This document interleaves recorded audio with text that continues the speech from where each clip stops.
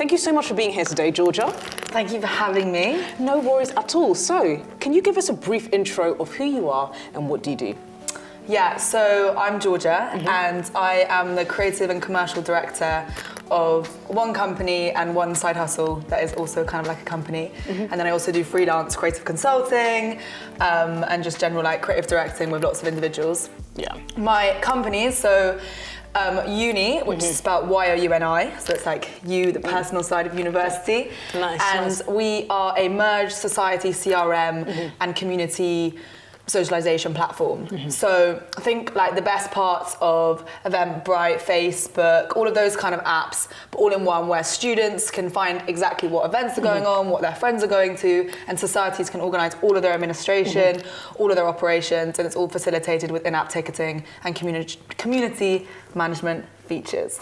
Brilliant. So how did that start? Because you went from, I guess, being a uni student to how do you go I'm going to build an app to do all these things, you know? I mean, the simple answer to that is no one else was doing it. And I was like, my kind of ethos of is if no one else is doing something, maybe it's because you're the person to do it. Wow, that's a big dream, yeah. Yeah, because there's also a lot of stuff that people aren't doing. So sometimes I'm like, wait, does that mean I'm supposed to be doing this and this and this? I guess you've got to pick what's right. Yeah, exactly. So I basically became super aware at my uni that there was loads of sick societies and events, and just no one knew what was going on. Yeah. And because of Facebook, the fact that that used to be the hub for finding out, and now no one's really on Facebook anymore. Yeah. Sorry, Mark. So I was like, wow, this is totally fragmented, and the impacts of that aren't just that people have sort of empty calendars, it's that they have quite crowded heads. Yeah, keeping all this, Yeah, and not only that, but it's the more time you spend not outside doing stuff, the more time you spend sort of inside, and student isolation figures are rising and mental health is decreasing. So for me, it wasn't just I need to solve an operational issue. It was there is a big mental health motivator behind this. Yeah. And the stats sadly support that. So you went to Oxford Uni, didn't you? Yes. And I was wondering, what at Oxford did you see wasn't happening that motivated you to build the app? Yeah. So I kind of saw that Oxford is a really great uni, but it can be a little bit, what's the best way to put it? Sometimes it struggles to come across as really accessible. And I'm very privileged in lots of ways, but even I noticed that there were certain events that I didn't really feel like I could potentially go. I'm LGBTQ, and it has a great LGBTQ scene, but potentially I didn't find as much of it as I could have done. And I know that other people, for different reasons, had similar experiences.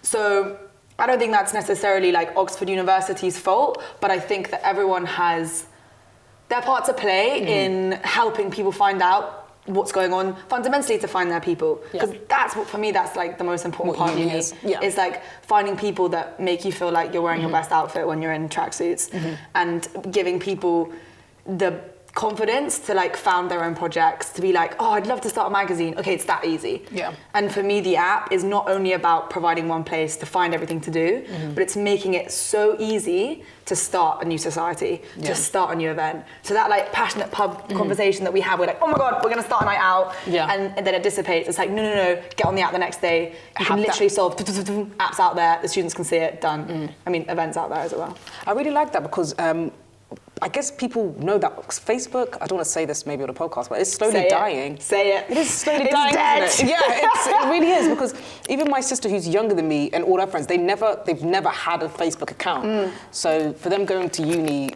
in 2 years, where will they find? Completely. Yeah. I mean, we did all these kind of interviews and stuff, and whenever we spoke to incoming freshers, they were always do we have to get a Facebook account to know what's going on? Yeah, it is. And I was no. Should I tell you why you don't? Download our app and it will sort it for you. So yeah, I mean, I find it very interesting from in terms of how to build a product and how to build a brand point of view, why this has happened with Facebook and Gen Z. Why do you think so? Well, I think it's I think there's multiple reasons. I think sort of superficially, there's there's the side of the brands and like all of the scandals. Oh yeah, the trust, yeah. Right, data scandals and everyone just being a bit like, hold on. I don't want that. Yeah, I don't want that. Facebook is an echo chamber. People are just receiving the same information. And I don't know, I don't think the fact that their leader isn't particularly liked. I mean, their leader, like, you know, Mark isn't, he's not a favourite. And so that's kind of like on the surface. But then I think in terms of the product, I think that Facebook tried to do everything.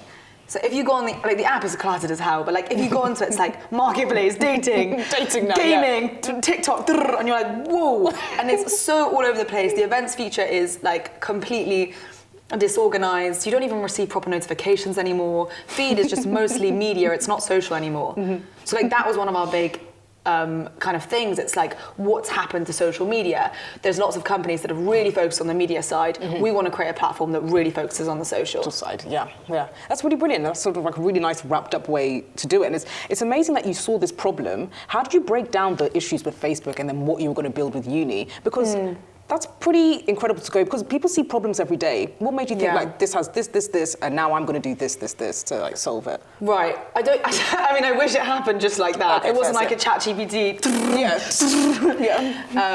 Soon maybe my mind will work like that. But it kind of evolved out of, I mean, my own like journey where so I, at the time, was working on building an MVP of a live stream auction app with some guys that worked at Sony, like completely different project, whilst building out a community of people that shared plans in London. Yeah. Oh, nice. Okay, so it's like... Yeah, so like community building.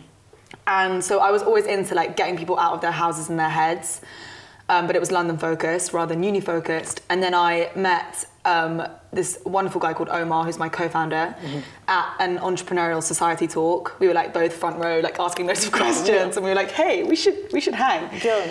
And he was working on a project of doing what I was kind of doing in London in the uni scene. Ooh, okay. And he'd won like a competition for it. And I was like, right, if you can't beat him, join him. Yeah. Let's go. And then we kind of realized that we had complementary skills. And I kind of run more of the creative side, and he does more of the kind of like business and product. And we, you know, put our skills together and now work on it. And then we kind of we did like hours of research on like what's out there, why is it not working? Because there are platforms doing similar things to us, and it would be silly not to admit that. And I guess it's good that there is, because it means there's a problem, isn't there? Because like if no one's doing the thing, then... Yeah, completely. And that's what we've...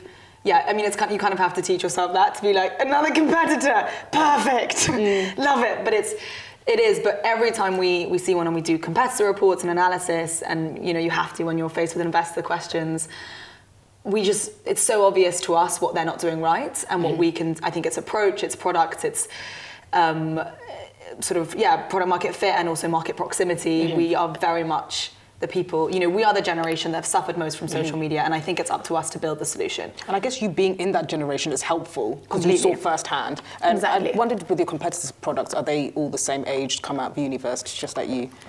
No, most of them are older.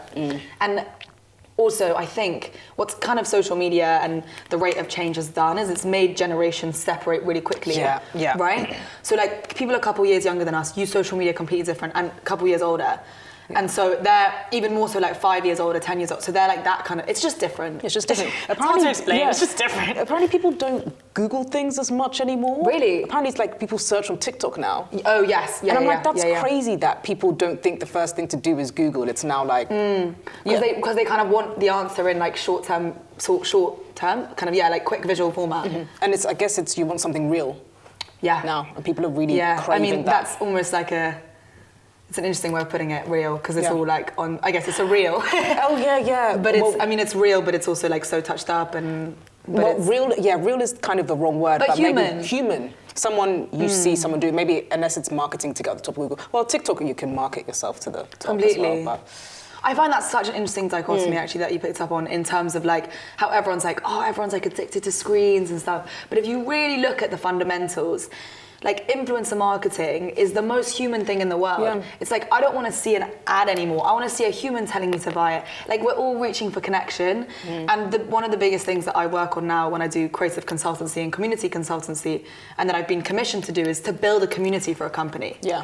That's literally was my last project. I built them a community for recruitment. Yeah. And that as like a creative strategy is really interesting because it's not like, oh, can you know, grow these channels or like send flyers or marketing. It's like, bring people together for us. Because I think people want to hear from another person why something's good, and that's what being part of the community is about. And how did you get good at community building? Like, how do you build one? Good question. Because it's hard. Yeah. This is an interesting question.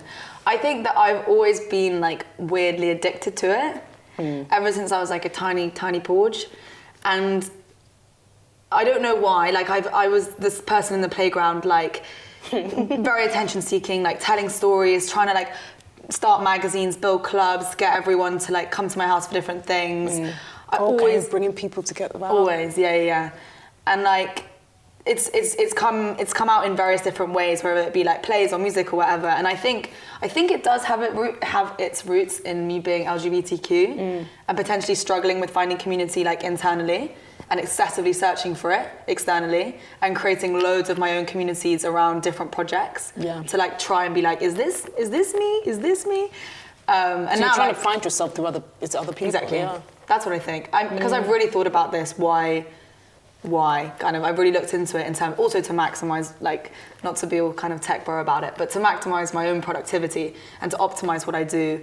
I wanted to find out the roots of like why I do it, why I'm good at it, and how I can be better. And I think it's just like what you said, really human, just like relating to people and like speaking their language and like learning their language too. I mean, I did languages at university literally, but learning people's language so that you can speak to them. Yeah. And what has been your biggest challenge as an entrepreneur currently? It's like so many, yeah. It's like today, yesterday, the day before. It's like every day I think is a different challenge. It's like, I mean, it's full of like rejections, redirections. What's my biggest challenge? I think I would probably say, I mean, I just think you constantly have to like motivate yourself. And like, I love a to-do list, don't get me wrong. But like, I think the challenge is realizing that the startup game like never ends. Yeah. And also once you've got the bug, you're kind of like screwed in the way that like I know I don't think I'll be able to do a normal job again. Yeah, no, I totally get that. Working, it feels like, how would you even fit in? Yeah, I don't know. Yeah. And I think the biggest challenge is realizing that now I mean, I absolutely love my job. And I think that's sometimes a challenge. Like I love it so much and I care so much. Like it's my personality at this point. My projects are. And so when they go wrong, it's like I've gone wrong. Yeah. And like dealing with that mentally can be quite difficult. And because my friends are always like, you know, leave it at the door, like, and I'm like, no, but I am the door. Like the office is inside me. Yeah. And that I think is quite difficult, and like switching off I find that quite hard to explain. Yeah. Because I'm like quite young, and sometimes it's like, oh, but like, why can't you just switch? And I don't know. It's like no, I don't know. Yeah. Do you still have fun as a young entrepreneur? Because I guess maybe your friends have graduate jobs, they switch off, they can go out. Like, how do you deal with that if you do have to deal with it? Do I still have fun? Well, fun. I find my job really, really fun. And I'm very lucky that I feel lucky that I'm in the creative side, so I'm constantly with people anyway. Okay, nice. Yeah. So I'm constantly working on different projects and with different people. So I literally have fun doing that. But in terms of like outside of my professional work, yeah, I do. I think my friends like a couple of weeks ago sat me down and they were like, like you need to, you're 24, like you need to have more fun. I've never been very good at that. In terms of like, I love going out, I love all that side, but I sometimes get in this periods of focus where I'm like, right. Really? For how long do they last? It depends. Like they go on for weeks and weeks and weeks and months. Really? Yeah. But then also I can like completely, like recently it hit, because I launched my furniture company at the same time of launching a community, and like all in the period of like 3 weeks. Plus having a job, I just want to make that clear. Yeah, it was just all, a bit much, and I did have to like take a whole weekend off, which I know it's like, wait, you should take weekends off anyway, but Oh, I love how you're like a whole weekend. Like, Yeah, I thought you were going to say like a whole week or something. yeah, this actually, I feel a bit embarrassed now, but You shouldn't be if that's what you love. Then. yeah. But no, I do. I have the most incredible support network in the world. Like my friends and family are unbelievable, and they make sure to like bring out the silly side of the whole situation. Because sometimes you just have to be like I'm just a human, like building an app and some furniture. Like it's a little bit silly when I think it's like gonna change the world, and I hope it's it will. your side of the world. Exactly. Yeah. But like I think sometimes you have to come out of it and be like, okay, just hold on for a second. Yeah. Like just remember it's very important to sit on the sofa and hug your friend. You know when you mentioned your friends say that, well, you need to have more fun. Yeah. Do you ever feel attacked's the wrong word, but do you ever feel like why work is fun, and do you feel like people don't get that about you? Because I almost like don't want. They're gonna roll their eyes if they ever they see hear this. They'll be like, oh god, here she goes again. Yes, I do. I do feel that, but I also really want to stress that I think every job has something that other people will never understand in it. One of my absolute best friends is a teacher, and the stresses she goes through, I will never understand. And I really try and be there for her and help her through it. But I understand that there's just like a professional work, like different professions have different stresses. True. That's really like self-aware to admit that, because I think everyone thinks, especially as an entrepreneur, my job is the... Yeah. And I really see that. And like LinkedIn, well, my corner of LinkedIn definitely like constantly reinforces how entrepreneurialism is like this path in itself. And it is. And there are things that are unique, but you have to remember, doctors, teachers, there's a unique stress in every profession. And I guess it's just knowing what yours is and knowing that other people aren't ever going to understand that, and that's fine. And just be there for each other's stresses and just try and like control your own. Yeah, no, totally agree. I want to play a quick game it's a business quiz, because I know entrepreneurs are... Wait, do I need to know answers? Yes, yeah. Okay. I know entrepreneurs, are quite love competitive. quizzes. I thought you would. And I just have a few questions. So, who are the co-founders of the UK's... Jesus Christ. Who are the co-founders of the UK's accelerator program, Entrepreneur First? Oh, I do know this. Alice, Alice and Matt. Yeah, brilliant. I thought you might know that. And the second question... Sorry, first name basis. That was quite first name basis. Because I did some work. I'm very lucky to have met them both. Yeah. They're super inspiring. You do creative consultancy for them, right? Yeah, I worked a bit for their company, and it was a great experience. Brilliant. And I was wondering, who is the CEO of the company's Tala and Shredding? Grace, what a queen! What a queen! Yeah, she's a big inspiration, because she was at my uni and she launched. Oh yes, we both like launched our companies in our final year. And the way that she like manages it all and promotes such an interesting image of like she's so transparent. Yeah, and it's not something that was never really seen before, isn't it? Yeah, she's sick. I really respect her. Yeah, and do you know who the CEO of Ethos is? Another young founder. Oh, you do? Alejandra. Wow, you know that? Oh, you know her? Yeah, I've met her actually. She's great. I'm having dinner with her and on Tuesday. Oh, brilliant! Wow. Organising a dinner for 10 female entrepreneurs, and she's one of them. Wow, you are. Almost full marks. Wow, this is getting really good. So, which of the following companies was not started in a garage? Love this as a question. Is it Google, Amazon, Apple, or Nike? Which was not started in a garage?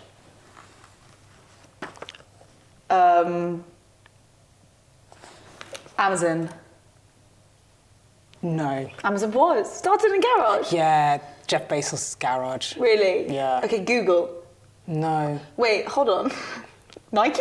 Yeah. Really? yeah. They That's the most garage one. I feel like he was just making trainers in his garage. No, he was actually making trainers in his boot of his car. But that car wasn't in a garage. No. Actually, that's a good point. Hold on a minute. You know what? I'll fact check. Yeah, and I'll get back to you. You still may be on track for 100%. So the last question is, who is the managing director of YC Combinator? And he's also the co-founder of the streaming platform Twitch. I read an article by him the other day, and I've forgotten his name. I'm sure you can see his face, can't you? Yeah. But I'm not going to get it, but I know. The guy. Yeah. It's Michael Seibel. There. Yeah. I quite like that I remembered all the women, but not him. Not him. Yeah, that's fine. Yeah. No, I'm joking. So, okay, we've got some closing questions and final thoughts to leave the podcast. And was wondering if there are any young people listening to this podcast who may want to start a business, what advice would you give them? I would say that you don't need to know how to do everything, every single part of it.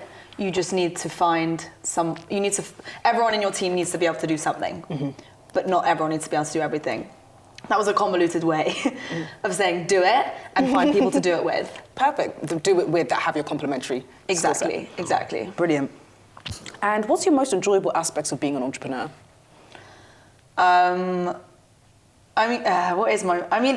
Just kind of, I think constantly learning, like the rate of learning never plateaus and never feeling ready. Yeah. I think anything worth doing is a risk and you're never ready for it. And that feeling of kind of uncertainty is kind of addictive and it's kind of amazing. And I've been in rooms that I certainly should not have been in terms of them being like beyond what I'm capable of.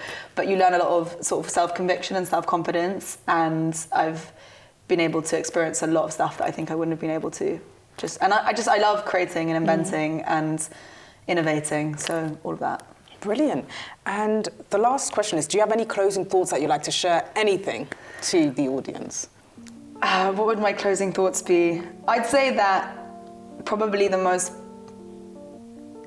best thing if you're like looking to start something is to upskill yourself and to not like wait to be like, oh, I just want to wait until I know enough about this. Like you'll never know enough. I'd say that right now when there's such an abundance of information and examples, it can feel really overwhelming, like where to start to like find or to upskill yourself. And I would always say just do it, like say yes before you necessarily know how, and work out on the job. And like the most empowering words that you can say to yourself is just, I'll figure this out. And find any means to do that, whether that's a podcast, YouTube is great. And really just, don't wait for anything, because like the world won't wait for you, if you know what I mean. So go for it. Brilliant. Thank you so much. It's been a pleasure having you, Georgia. And thanks for making me try this tea that I've never had before. I hope you really enjoy it. Yeah. Loved it. Thank you. Thank you so much for watching. If you like this episode, please like, comment, and subscribe. If you gained anything useful, let us know in the comments. Let us know the businesses you want to start. Thanks. Bye.